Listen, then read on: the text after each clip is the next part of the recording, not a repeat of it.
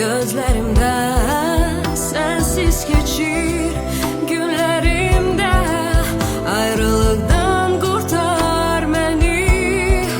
Sen benim bu kalbimde hasret yaşar.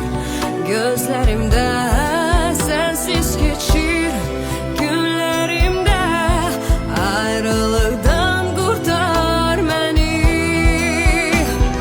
Koyma dertten ben dökülem. İsteyirem sevgilem.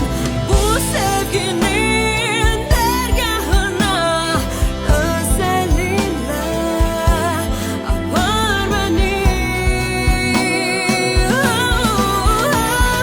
Koyma dertten ben dökülem. İsteyirem sevgilem. Bu sevginin dergahına özelinle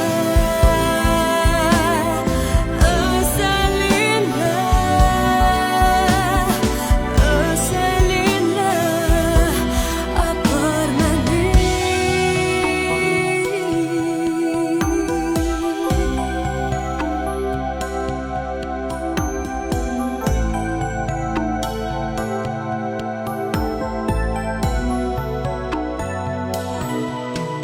Eşk yolunda bir dayanak, bu ateşe birge yanak.